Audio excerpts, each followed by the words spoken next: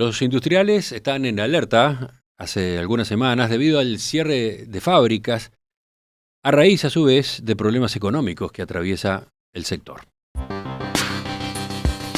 En poco más de un mes, 3 empresas de gran porte anunciaron el cierre de plantas de producción. Fábricas Nacionales de Cerveza, propiedad de la brasileña Ambev, informó que bajaba la cortina de su unidad ubicada en Minas, La Valleja, donde trabajaban 150 personas. Antes, a principios de mayo, el grupo peruano Gloria comunicó el cierre de su fábrica de quesos instalada en Nueva Helvecia, Colonia, donde se desempeñaban 40 personas. Con esa decisión, además, la firma dejó de operar en el país. Y antes, a fines de abril, la empresa Fanacif, que fabricaba frenos de autos para la industria automotriz del Mercosur, anunció el cierre de su planta en Uruguay, donde trabajaban 150 personas. Según la Cámara de Industrias, en los 3 cierres hay un factor en común: la falta de competitividad del sector. Esta gremial sostiene que Uruguay carece de una política industrial y que esto pasa hace décadas. Por eso, ahora, en año electoral, acaba de entregar a todos los precandidatos a la presidencia un plan de acción destinado a abordar este problema estructural. Hemos escuchado varios puntos de vista en esta materia en las últimas semanas. Vamos a escuchar ahora al gobierno. ¿Qué dicen desde el gobierno? Estamos con la ministra de Industria, Energía y Minería, Elisa Facio. Ingeniera Facio, buen día. Gracias por acompañarnos. Buen día, gracias por la invitación. Usted asumió como ministra en noviembre del año pasado, recordemos. Lo hizo relevando a Omar Paganini, que en esa fecha pasó a ser canciller.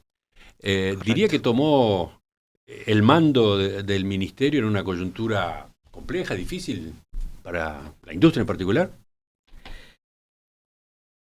No, yo creo que fue un momento particular, sobre todo políticamente, pero desde el punto de vista de la industria es la realidad que vivimos en un país que está muy bien posicionado en el mundo, que tiene muchas bondades y que tiene muchas características que lo hacen relevante, como por ejemplo la estabilidad política, la estabilidad económica, la estabilidad social, y que tiene un estado de bienestar muy bueno, y eso hace que sea un país caro.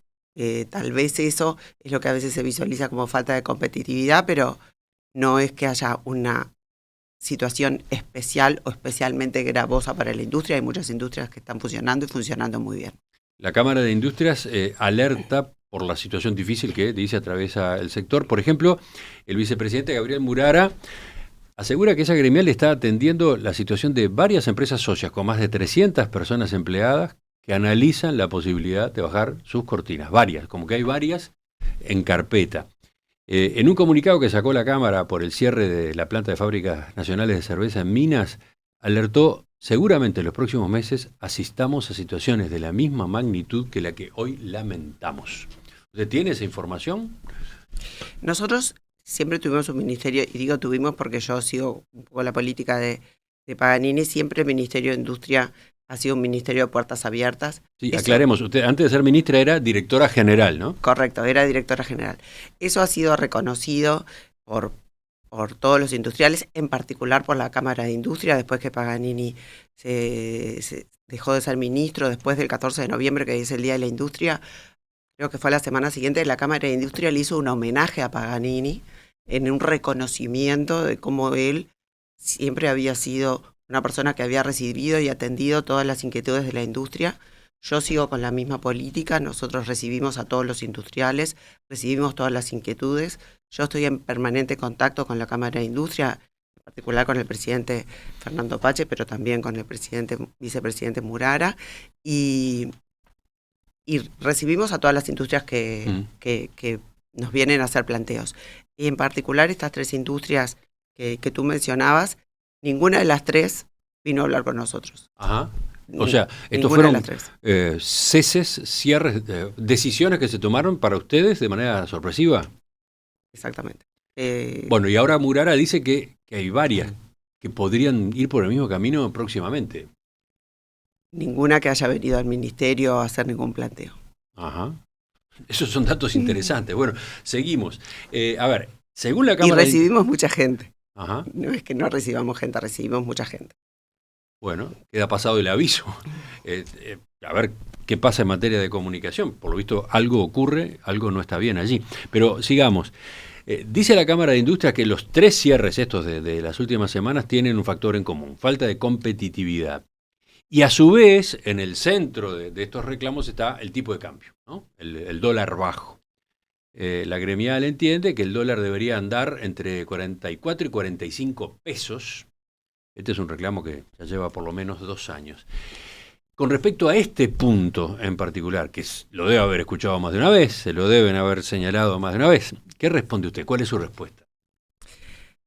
Primero decir que las 3 empresas estas que cerraron por razones distintas. No es que todas cerraron por la misma razón.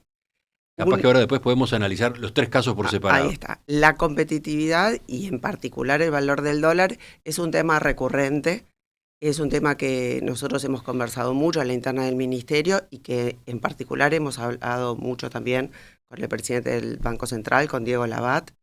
Y la realidad es que el valor del dólar es el valor del dólar que deriva de la oferta y la demanda, de la cantidad de dólares que hay en el país y de la cantidad de dólares que se transforman en pesos y que por eso hacen que el valor del dólar baje. Eso tiene que ver sobre todo con las inversiones extranjeras que vienen al país. Y eso también es el derivado de una política de esta administración de flexibilizar la ley de promoción de inversiones para que vengan más inversiones al país. Entonces, vienen más inversiones al país, vienen más dólares, se venden los dólares y los dólares se transforman en pesos y eso hace que baje el tipo de cambio. No es que Uruguay está manteniendo un tipo de cambio bajo artificialmente. Ese es el precio del dólar en el Uruguay. Además, el dólar se ha desvalorizado en el mundo. En los últimos 4 años, Estados Unidos ha tenido una inflación del 22%, lo que hace que naturalmente también se, de alguna manera, deprecie con respecto a nuestra moneda. Lo que hemos hablado muchas veces con el Banco Central es que intervenir en estos valores tiene un costo muy alto para el país. El país tendría que pagar intereses de préstamos para hacer esa intervención, haría que se subieran, por ejemplo, que subiera la inflación y tendría un efecto muy de corto plazo, muy de pocos meses.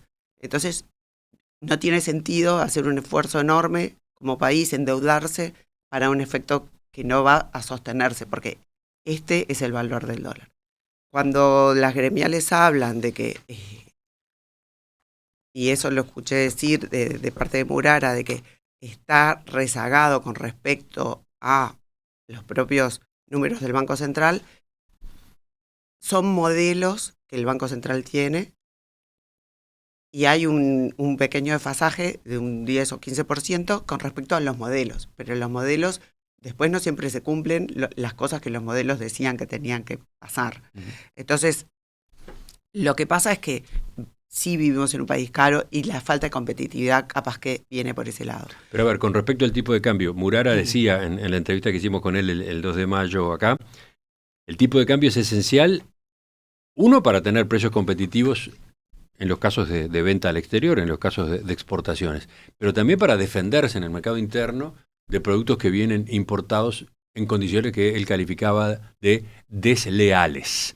Entonces, señalaba, no existe en el Estado una política de defensa de esos productos uruguayos, ¿no? ¿Cómo observa esa objeción? Nosotros somos un país que tiene un mercado pequeño, y como somos un país que tiene un mercado pequeño, tenemos la necesidad de estar abiertos al mundo. Nosotros no podemos cerrarnos a las importaciones. Muchas veces cuando hablamos de conseguir nuevos mercados, la pregunta es, bueno, pero si tenemos nuevos mercados, ¿qué va a pasar con nuestra industria? Bueno, nosotros somos un país pequeño, nuestra industria tiene que exportar y nosotros tenemos que estar abiertos al mundo. Estar abiertos al mundo también quiere decir importar. Entonces, yo creo que los empresarios que están siendo exitosos y los empresarios a los que les sigue yendo bien son empresarios que no están solamente mirando a ver si mi único problema es el tipo de cambio. el tipo de cambio es dato, para decirlo de alguna manera. Entonces, bueno, con ese dato, ¿qué puedo hacer yo en mi gestión? ¿Qué puedo hacer yo? ¿Cómo puedo innovar? ¿Cómo puedo yo mejorar otros aspectos de mi producción o que hacen a mi competitividad, que sí los puedo manejar yo como empresario? Y hay muchos ejemplos de empresarios que toman eso como dato y hacen de ahí para adentro la gestión que tienen que hacer para mejorar sus industrias. A ver, entonces, en resumen, con respecto al tipo de cambio en particular, usted acaba de decir algo bastante muy gráfico. Es un dato. Sí. En esa materia no hay margen. Eh, Porque más de una vez se ha dicho, bueno, pero está bien, sí, el Ministerio de Industria no es el que resuelve esto, pero el Ministerio de Industria integra el gobierno y el Ministerio podría formar parte de un comité, de un gabinete dedicado justamente a cuidar y promover la industria, ¿no? En el que estuvieran el Ministerio de Economía, el Banco Central, el Ministerio de Industria, otras carteras eventualmente y otros organismos del Estado, ¿no? Como, no sé, UTE, ANCAP, etcétera, ¿no? Entonces, en particular, se podría en ese ámbito intentar medidas relativas al tipo de cambio. Usted dice que eso no es hoy una alternativa. Hay un gabinete productivo Bueno, por eso. y en el gabinete productivo se hablan de estas cosas y estas cosas que yo estoy comentando son cosas que conversé con el presidente del Banco Central. Son cosas que se hablan en ese ámbito y nosotros desde el ministerio sí hacemos muchas otras cosas y con economía también trabajamos en muchas otras cosas como yo te decía, por ejemplo, la ley de promoción de inversiones, que muchas industrias han mejorado sus procesos y han mejorado su competitividad, su eficiencia a través de inversiones que realizaron apoyadas en la ley de inversiones. También con eso lo que se pretendió desde el gobierno y se logró es mejorar la cantidad de personas ocupadas en el país, o sea, la cantidad de personas que hoy tienen trabajo es mucha más que la que tenían trabajo cuando esta administración tomó la responsabilidad del gobierno. Entonces, también trabajamos en temas que tienen que ver con el costo de la energía, estamos permanentemente en contacto con UTE y con Antel, digo, con UTE y con ANCAP, y los precios de los energéticos han bajado y han bajado mucho. Nosotros también hemos hecho cosas que tienen que ver con la liberalización de la generación de energía y la posibilidad de que los empresarios compren energía entre sí, que haya generadores privados que le vendan a empresarios privados. Eso es algo que se modificó durante esta administración, que no estaba permitido y ahora está permitido a raíz de un decreto que se conoce como el decreto de potencia firme, que reconoce en las energías renovables una potencia que se puede negociar y que tiene un valor. Se han hecho, y digo, puedo seguir enamorando, un montón de cosas que hacen a la competitividad de las empresas, a la mejora de la posibilidad de la industria, y en eso seguimos trabajando. ¿Eso es una política industrial? Se lo pregunto porque la afirmación de Murara era muy contundente, ¿no? Uruguay no tiene una política industrial hace décadas. Una responsabilidad que él señalaba no es solo de este gobierno. Eso es una política industrial. Si uno repasa el documento de la Cámara de Industria, que la Cámara de Industria ha presentado a los candidatos, encuentra que muchas de las cosas que se solicitan ya fueron cosas que fueron abordadas por esta administración. Empezando, por ejemplo, por la regla fiscal. Una de las cosas que se pide es el perfeccionamiento de la regla fiscal, pero hay que recordar que antes de esta administración no había regla fiscal. Nosotros incorporamos una regla fiscal que es algo súper valioso para la economía porque le da muchísima estabilidad y eso es valioso también para la industria porque quiere decir que da garantías a los inversores. Entonces, está bien, todo se puede perfeccionar, pero este gobierno ya tomó ese rumbo de ir mejorando un montón de cosas que son las que se piden en este documento. Tal vez no se haya hecho un lanzamiento, pero estos son los pasos que el gobierno ha tomado. Regla fiscal, que es una de las cosas que se pide, es algo que está establecido. Cuando se habla de relaciones laborales, por ejemplo, no nos olvidemos que este gobierno prohibió las ocupaciones a través de la LUC y también garantizó el derecho a los trabajadores a asistir al trabajo. Eso hace a las relaciones laborales y es un cambio realmente muy profundo y es una decisión que se impulsó desde esta administración. Que todo va a ser de 0 a 100 en 4 años y es muy difícil, pero el rumbo está marcado, el rumbo ya se estableció y vamos en ese camino. Tal vez no se haya hecho un lanzamiento, pero otra de las cosas que veo es, por ejemplo, desindexar tarifas y precios. Sí, desindexación de las tarifas y precios del Estado y de las intendencias también, lo que contribuiría, dice la Cámara, a reducir la inflación y mejorar la competitividad de productos y servicios nacionales. Ese es uno de tantos, ¿no? Porque es una larga lista lo que la Cámara incluye en este documento. Sí, tenemos a abril una inflación del 3,68% si consideramos los últimos 12 meses y estábamos acostumbrados a que la inflación estaba entre el 8 y el 10 y estábamos tranquilos con esa inflación. O sea que yo podría decir que este punto también es el punto que se ha abordado, porque una inflación baja... Está bien, ha caído la inflación, pero lo que ellos sostienen es que habría que desindexar las tarifas y precios del Estado, ¿no? No ajustarlos en función de la inflación. Sí, las intendencias tienen autonomía, así que no podemos opinar de esas cosas. Y la población, digamos, voy a hablar por la administración central también tiene que pagar los sueldos. Entonces, yo creo que bajar la inflación ayuda o aporta en esta solicitud que hace la Cámara de Industria de que tengamos una estabilidad mayor. Yo creo que la inflación baja es bueno para todos, es bueno para todos los uruguayos. Capaz que estábamos acostumbrados a que siempre nos aumentaba el sueldo porque nos aumentaba, porque aumentaba la inflación o porque aumentaba el IPC. Pero capaz que tenemos que ver que eso lo íbamos corriendo de atrás, porque con suerte nos aumentaban el sueldo cada 6 meses o cada 1 año, como es el caso de los funcionarios públicos, y llevaban 1 año de rezago, ¿no? Acá, cuando tenemos inflación más baja, estamos ganando más cada día, tenemos más capacidad de compra cada día y capaz que no lo estamos visualizando. Nos parece que no nos aumentan el sueldo, pero en realidad estamos ganando más cada día. Después sigo recorriendo el documento. En materia laboral hay varios puntos. Usted destacó, digamos, una medida que se adoptó en este gobierno, pero se solicita desde la Cámara de Industrias otras. Por ejemplo, permitir a las empresas el descuelgue salarial de los convenios colectivos. Eso está permitido. Eso está permitido, ya existe. Acá lo que plantean en el documento es protocolizarlo porque ha sido muy difícil para las empresas presentarse. Es verdad que se han presentado pocas empresas, pero esta administración también estableció la posibilidad de las empresas de descolgarse de los acuerdos. Como te decía, siempre se puede mejorar. Insisten en que la negociación tripartita debe ser solo para acordar el salario mínimo por rama de actividad. Este es un viejo tema, ¿no? Que viene del sector empresarial. Sí, ese es un viejo tema y, como te digo, siempre las cosas se pueden mejorar.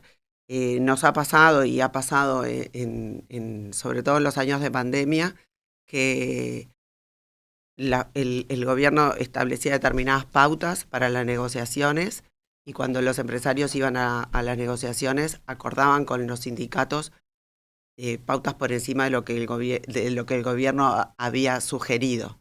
Y eso pasó con muchos sectores y me consta que desde Economía era como una sorpresa de como nosotros decimos esta pauta y los empresarios acuerdan por encima de esa pauta.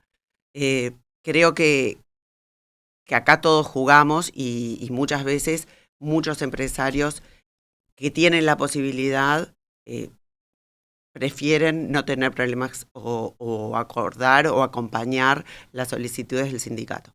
Eso también, y también lo dice este documento, y a mí me parece que es algo interesante para tener en cuenta, a veces deja para atrás a empresas más chicas.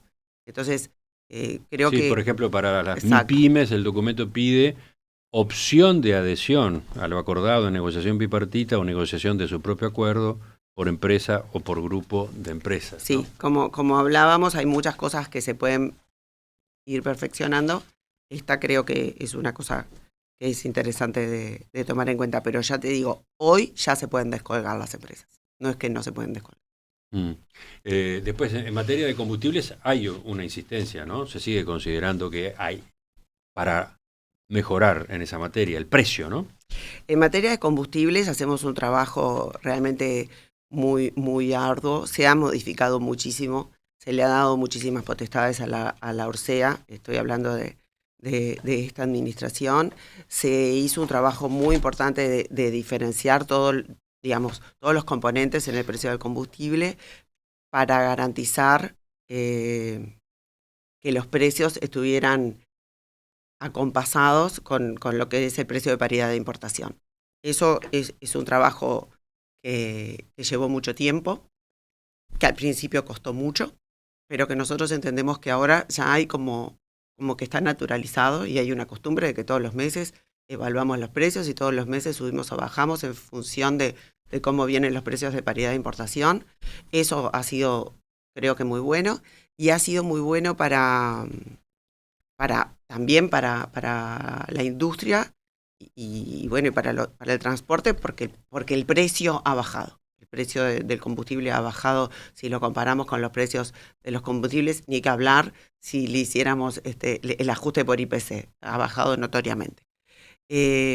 Una cosa interesante que me parece importante remarcar es que el gobierno marca un precio máximo. O sea que las estaciones, o sea, podrían vender por debajo de ese precio. O sea, las estaciones están en competencia, son empresas particulares y podrían vender por debajo del precio máximo que fija el gobierno. Si no lo hacen es porque consideran que no les conviene o que no les vale la pena. Es una pregunta que habría que hacerle a ellos. Pero esto lo comento porque cuando hablabas de en las negociaciones poner un precio mínimo y que después por ahí por encima, bueno, a veces los mercados, digamos, no se comportan como uno se imagina. Cuando se tomó esta decisión de marcar un precio máximo, realmente nosotros imaginamos que iba a haber competencia y que iba a haber precios más bajos en las estaciones, cosa que no ocurrió. Le menciono un punto más para no detenernos en todo el listado que incluye el documento de la Cámara. Incluso aparecen declaraciones de dirigentes con frecuencia que no hay una política antidumping que sea ágil y efectiva. Acá está de vuelta el tema de la competencia desleal en la que tendrían que deberían moverse algunas empresas uruguayas ante los importados, ¿no? O ante determinados importados. Cuando escuché esto, la verdad que me acordé enseguida de Susana Pecoy, que es la directora de Industrias del Ministerio, que lucha tremendamente con el dumping y realmente hay mucha gente en el Ministerio que trabaja todos los días con este tema. Sí hay una política antidumping. Para completar este capítulo, ministra, cuando se presentó este documento, Plan de Acción para el Desarrollo Industrial de la Cámara de Industrias, estaba, bueno, como una de las inquietudes, la que ya mencionamos, la que ya fue motivo de consulta acá, la necesidad de mejora de competitividad y de reducción de costos. Murara, en particular, sostenía que debería haber preocupación por el hecho de que la economía se sigue primarizando. De acuerdo para nada con la apreciación. Desde el Ministerio, un programa que se impulsa y que se impulsa con mucha fuerza es el Uruguay Innovation Hub. Nosotros estamos trabajando e invirtiendo mucho dinero en este programa para promocionar la innovación, para fomentar la innovación, para llevar a Uruguay a tener un nuevo sector o de alguna manera para darle gobernanza y fuerza a un sector que ya existe, que es todo el sector de las tecnologías de la información, de la innovación, de la biotecnología, de las energías, de la tecnología verde, y impulsarlo de una manera muy fuerte. De hecho, se votó en la rendición de cuentas del 2022 $30 millones para este programa, 10 millones por año, para impulsar esto. ¿Y esto qué es? Esto es innovación para la industria, justamente para que las industrias incorporen el conocimiento y puedan mejorar sus procesos y mejorar su competitividad desde la interna de la industria.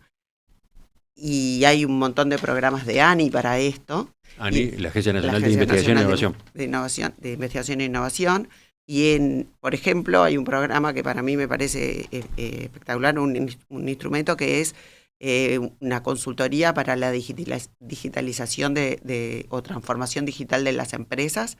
ANI acompaña a las empresas pagándoles un consultor para que vean cómo pueden mejorar sus procesos, cómo pueden mejorar, hacer su transformación digital. Lo mismo el programa Modo Digital de ANDE, la Agencia Nacional de Desarrollo, que también es un programa para transformación digital de las pymes.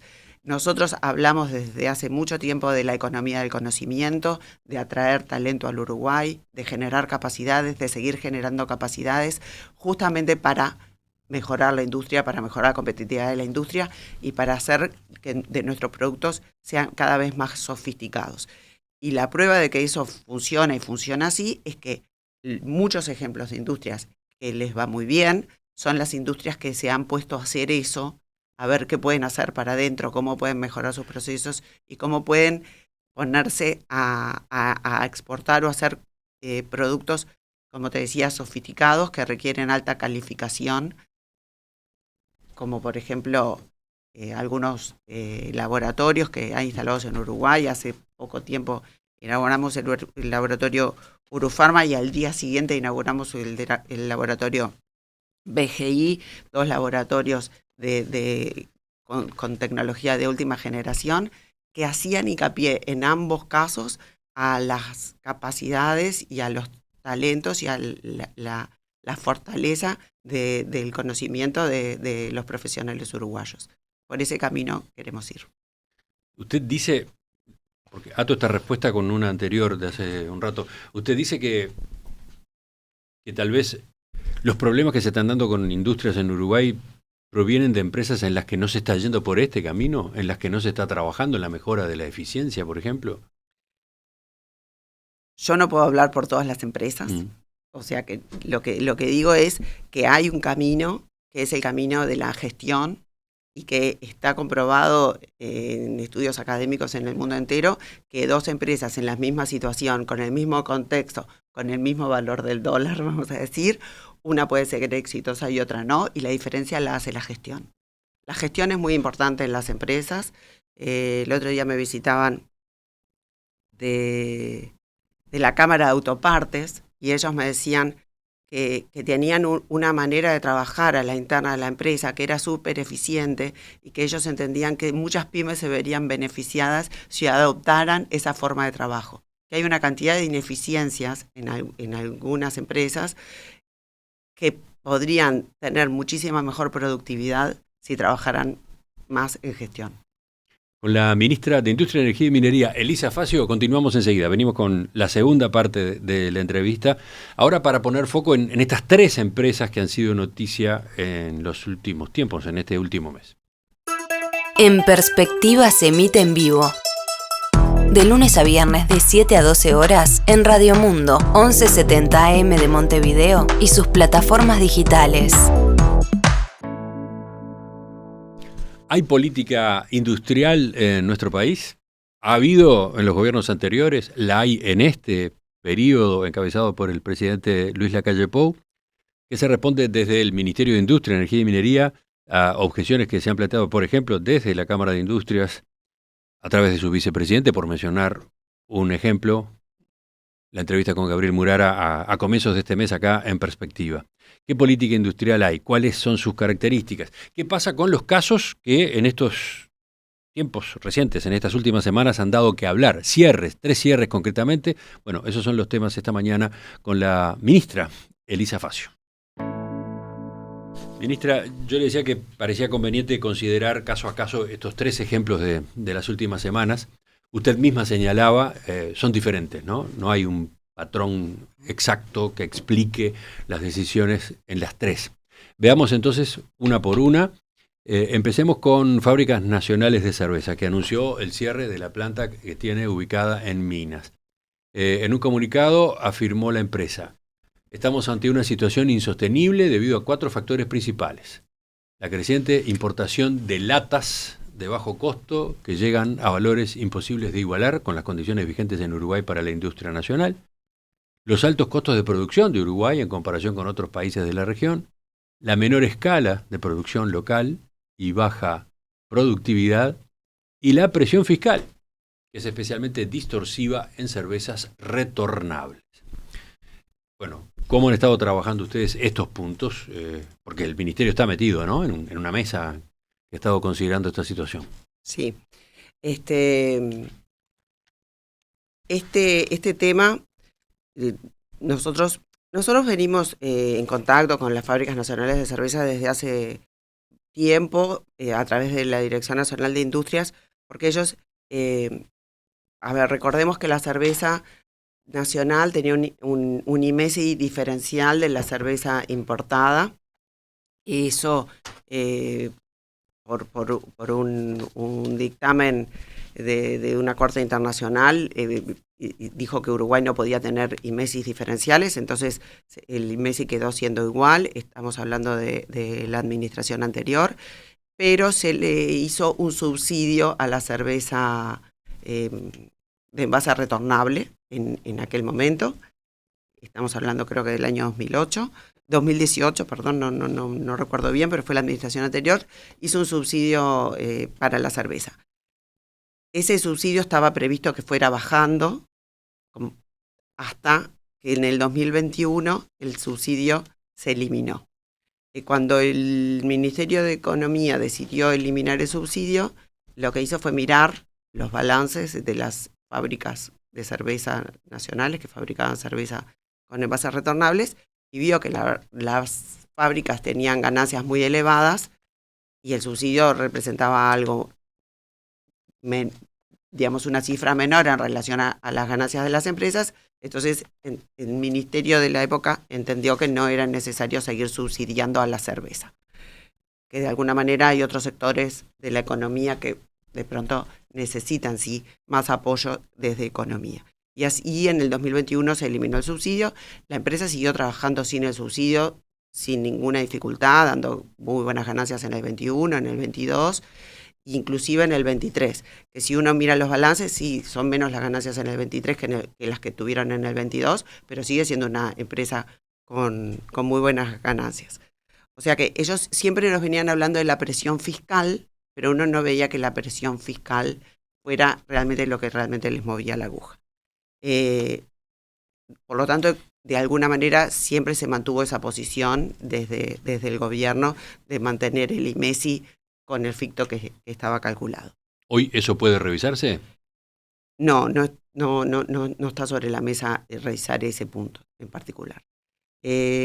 Lo que nos llamó la atención es que, bueno, si bien veníamos hablando de estas cosas y la empresa tenía números que eran muy buenos, nos llamó la atención que nos llamaron de la Comisión de Asuntos Laborales del Senado para hablarnos de FNC y el cierre de FNC, cuando nosotros en realidad nadie nos había notificado de ninguna situación de cerrar FNC ni cosa por el estilo. Fuimos a la comisión. La planta de Minas, ¿no? El cierre de la planta de Minas. Fuimos a la comisión y a raíz de eso llamamos a la empresa vino al ministerio a hablar con nosotros y bueno, nos hizo estos planteos. El planteo de los altos costos, hacen referencia a la energía. Nosotros estuvimos hablando con la gente de UTE sobre cuáles eran la situación que tenían. A veces pasa que las empresas tienen una potencia contratada mucho más alta de la que necesitan o no tienen ajustado adecuadamente o optimizados las tarifas o cómo utilizan la energía, entonces hay oportunidad de mejoras dentro del mismo tarifario de UTE. Eso lo estudiamos y vimos que no hay una gran oportunidad de mejora porque la empresa tiene los números bastante bien, pero bueno, estuvimos conversando y dijimos, bueno, conversemos y veamos qué posibilidades hay. Estábamos en ese proceso cuando recibimos la noticia de que la empresa cerraba la planta de Minas, que no se nos dijo en la reunión. Y estamos hablando de 10 días de diferencia. No se nos dijo en la reunión, ahí sí surgió una preocupación muy grande de parte del gobierno.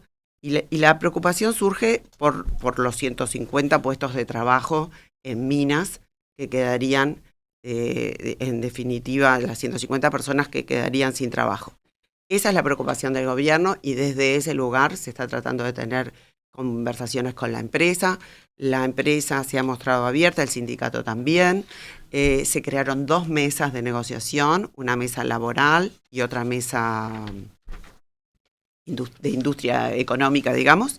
Y en esas conversaciones estamos, pedimos que nos compartieran el último balance, el del año pasado, que no estaba publicado todavía. Nos lo compartieron, lo están estudiando en economía y seguimos en conversaciones. No puedo decir mucho más porque... Pero todavía no hay decisiones, todavía no hay no. medidas que puedan adoptarse para solucionar o reducir el problema que la empresa esgrime con su planta en minas. Se está conversando y buscando, manejando diferentes ideas, pero nada que pueda mencionar. Por ejemplo, ha trascendido que Fábricas Nacionales de Cerveza está dispuesta a revisar su decisión de cierre en minas, pero retomando con menos personal del que estaba empleando hasta ahora allí. ¿Esa es una alternativa válida para el gobierno? Esa es una posibilidad que está sobre la mesa, pero como te digo, todavía está todo en materia de muchas cosas que están sobre la mesa. Y por otro lado le hago llegar lo que son críticas o temores, advertencias.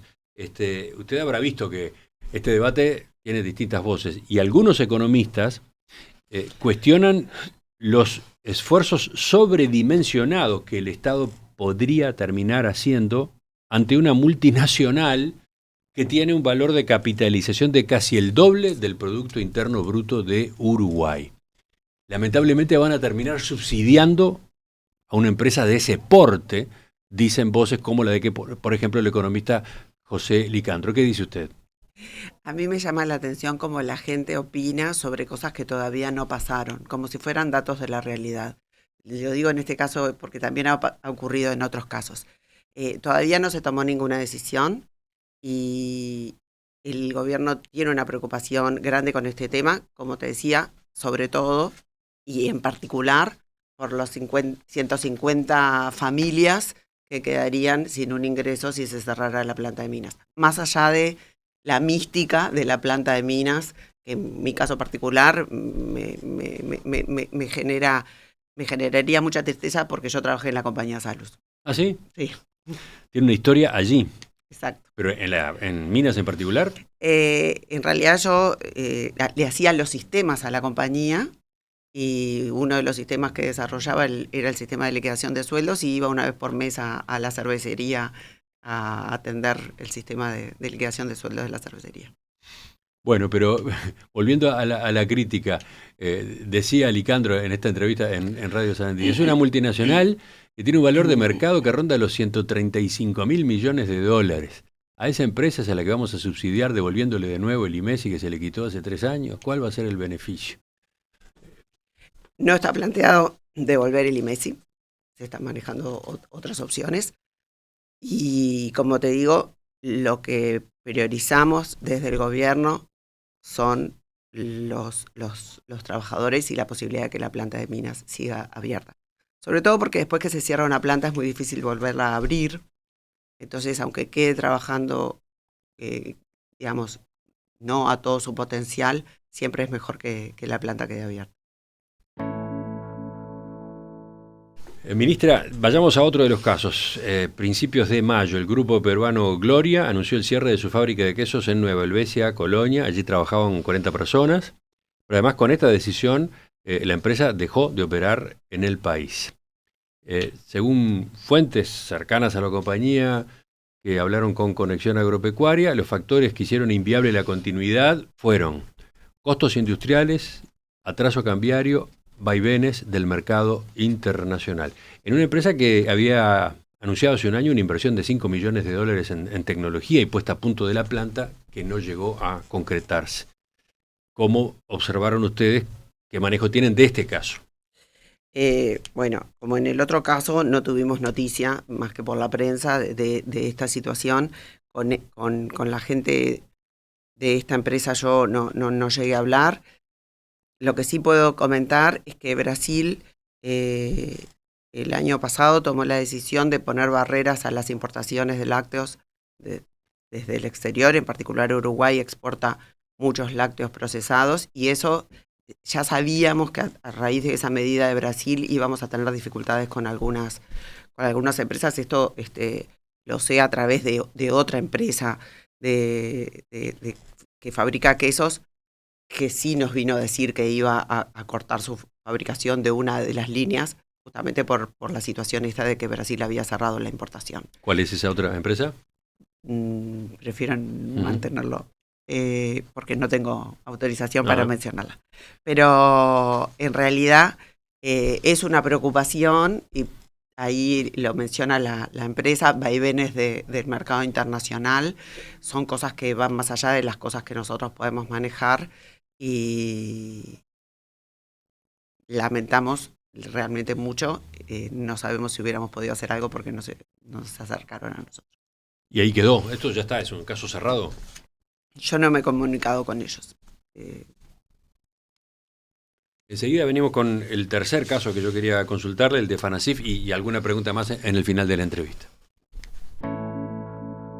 Estamos con la ministra de Industria, Energía y Minería, Elisa Facio, que asumió en noviembre el cargo, sustituyendo a Omar Paganini cuando se produjo la reestructura en el gabinete. Elisa Facio, ingeniera en sistemas, graduada en la Universidad de la República. La conocimos hace años como presidenta de ANDA, Asociación Nacional de Afiliados, pero tiene toda una trayectoria en ese rubro, en el de su especialidad. Así es. Acá acaba de mencionar un ejemplo de otra época. Sí. Yo trabajé muchos años en ingeniería de sistemas, en particular en una especialización en ingeniería de software, que somos los ingenieros de sistemas que desarrollamos los sistemas, porque después están todos los que se ocupan de la parte de las redes o la parte del hardware, digamos, las máquinas. Yo me especialicé en desarrollo, en particular en el relevamiento de requerimientos, y empecé a trabajar en el Banco Central del Uruguay como programadora. Trabajé muchos años allí hasta que me recibí y después me fui del banco para trabajar como profesional independiente. Hice una carrera como profesional independiente con 2 socios. Ahí trabajé en muchas industrias nacionales y mi pasaje vinculado a la compañía Salus viene de esa época. Y nacionales y también del exterior. Y en el año 98 me vinculé a ANDA a través del proyecto ANDA 2000, era cuando se hablaba de que los sistemas no iban a funcionar más a partir del 1 de enero del 2000, entonces se hacían reingenierías, en ANDA se hizo todo el sistema de nuevo y yo empecé a trabajar en ese momento. Y en ese momento empecé a trabajar en ANDA, como te decía, primero como externa. Después quedé trabajando dentro de la institución, después fui directora del Centro de Cómputos, después fui de directora del Centro de Cómputos, pasé a ser directora comercial. Ese fue como un cambio muy grande en mi carrera, porque era como dejar lo mío. Para mí me costó mucho esa decisión, pero realmente fue una buena decisión. A veces uno se tiene que animar a salir de la zona de confort. Aprendí mucho con la gente de marketing, con la gente de comercial, con la gente de la agencia de publicidad, toda gente a la que quiero mucho porque realmente aprendí mucho, fueron muy generosos conmigo. Y después de estar un tiempo en el área comercial, pasé a integrar el Consejo Administrativo y fui presidenta.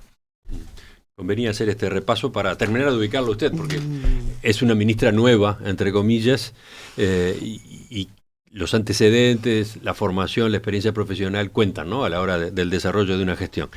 Puesta esa información arriba de la mesa, le propongo que ahora sí vayamos al tercer ejemplo que ha estado en la agenda informativa de industrias con problemas en Uruguay, Fanacif concretamente, que fabricaba frenos de autos para la industria automotriz del Mercosur y que a fines de abril anunció el cierre de su planta en Uruguay. 150 personas se desempeñaban allí. En este caso, por lo que se consignó, influyeron mucho dificultades comerciales con Argentina, uno de los principales mercados de exportación de Fanacif. Esta es una de las tantas empresas que vendían en Argentina y que acumulan decenas de millones de dólares de deuda difícil de cobrar. O sea, se les debe a estas empresas desde Argentina. ¿Qué margen de acción tiene el Ministerio de Industria para normalizar ese comercio, esa línea de comercio con Argentina? A ver, esto que tú relatás de Fanacif es así.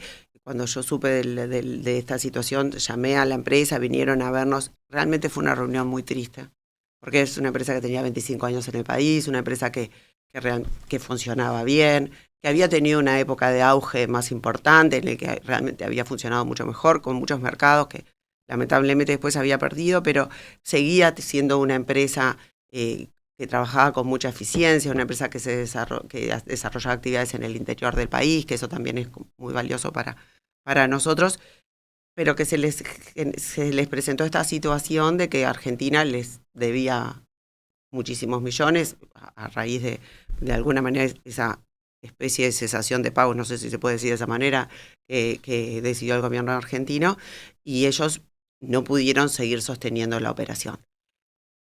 Me pasó lo mismo, cuando hablaron conmigo, o sea, cuando vinieron al ministerio, ya habían firmado con los trabajadores, ya habían estado en el Ministerio de Trabajo, ya habían firmado todos los despidos. En el caso de esta empresa, es una empresa que tiene operaciones en Argentina también, entonces ellos van a seguir comercializando los productos en Uruguay, pero van a fabricar solamente en Argentina. No es que la empresa deja de operar en Uruguay, sí de producir en Uruguay.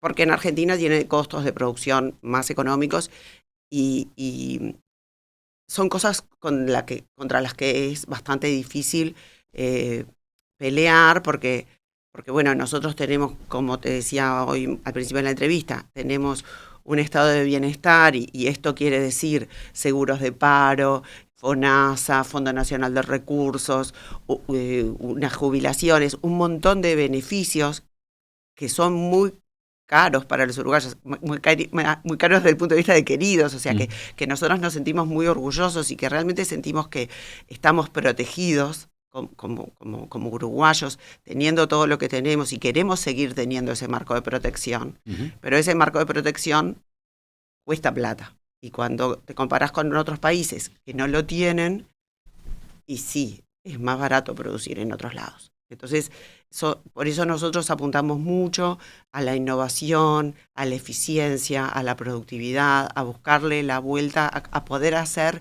lo mismo o a productos más sofisticados. En este caso, no es el caso porque los productos que hacía Fanacif realmente eran sofisticados. O sea, esto fue una coyuntura muy triste, pero sí vamos por esa línea, ¿no? Bueno, veamos qué podemos hacer, porque ninguno de nosotros quiere no tener el estado de bienestar que tenemos. Entonces tenemos que trabajar para poderlo sostener. Decía el director de Comercio Exterior de la Cámara de Industrias, César Burdiel, en unas declaraciones a El País, el cierre de Fanacif es un ejemplo claro de lo que pasa cuando todos, decía él, todos, privados y públicos, no reaccionamos a tiempo cuando aparecen medidas arbitrarias en un país socio que distorsionan las condiciones de competencia en el mercado regional. ¿Acá fallaron los reflejos? Yo creo que no. A mí me consta que el canciller trabaja mucho en este tema. A veces uno no puede estar contando por ahí todas las gestiones que hace. A veces uno hace gestiones en la medida en que puede hacer gestiones y trata de moverse en un montón de ámbitos en los que se puede mover. La Cámara de Industria también ha hecho muchas gestiones en este tema. Y yo recuerdo esto desde el principio, desde el primer momento en que se presentaron las medidas. Se han logrado muchas cosas. Nosotros tenemos una muy buena relación con el gobierno argentino. Un caso, por ejemplo, es el tema del dragado a 14 metros. Es un éxito realmente muy importante que se ha logrado. Son muchos frentes que se van atendiendo y cosas que se pueden lograr y cosas que de repente no se consiguen. Pero me consta que son temas que no es que no se hayan atendido. Elisa Facio, ministra de Industria, Energía y Minería, gracias por visitarnos esta mañana. Muchas gracias a ti.